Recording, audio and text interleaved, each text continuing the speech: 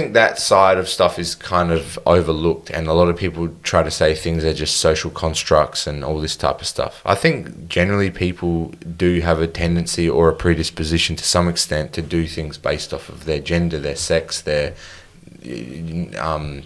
their genetics, like you're saying, to some extent.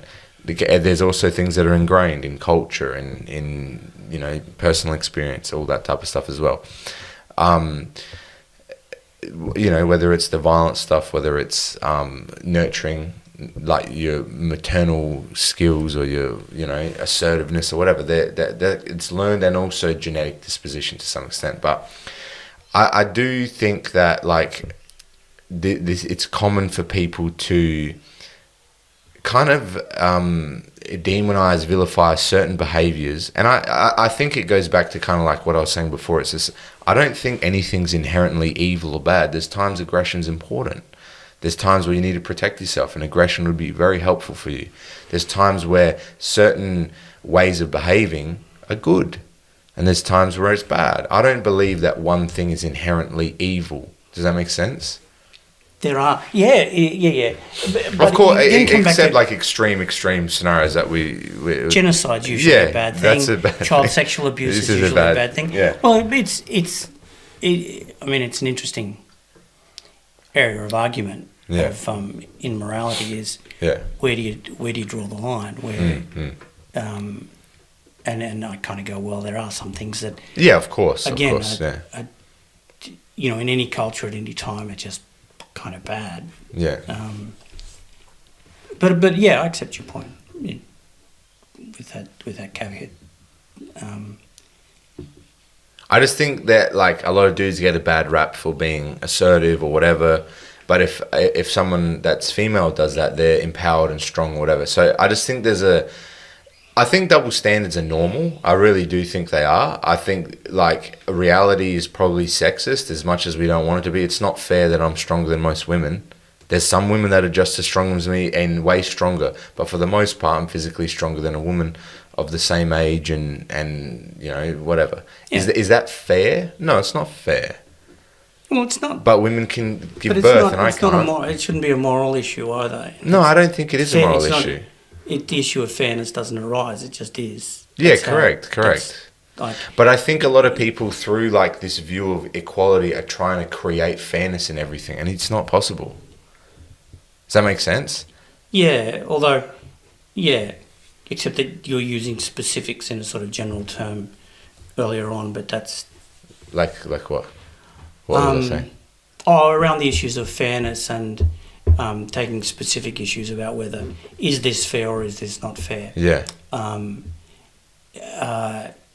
you can always, again, it's the system. You can always find things that are fair and unfair. Yeah. In any social system, and that's why we have, politics and civil discourse and why laws are always getting passed and changed, because everything is always moving and people are moving, and the idea of our social,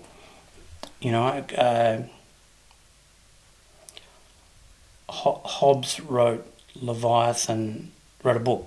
So philosopher Thomas Hobbes in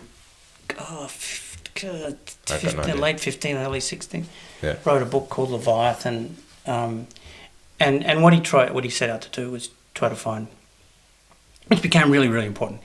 I just can't remember the dates, but what he was trying to do was find out, okay, are there common points on which we can agree even if we're, I don't know, Pauline Hanson or Adam Bant or, Communist Party or ultra-right, whatever, that we can agree on that we think are an important part of what we would want our society to look like and how our society is governed.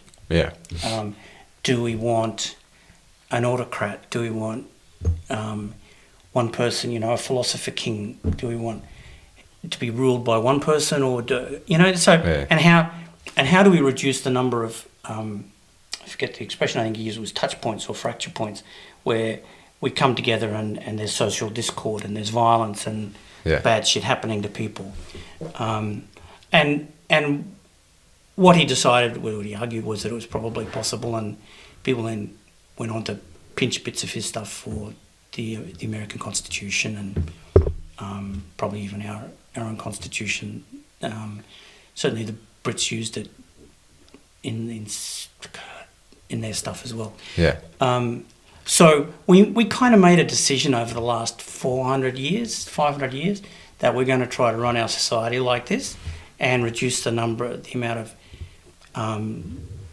civil wars and civil discourse and people getting killed and dying because of they have disagreements about philosophical issues, which was a real thing 200 years ago, even 150 years ago.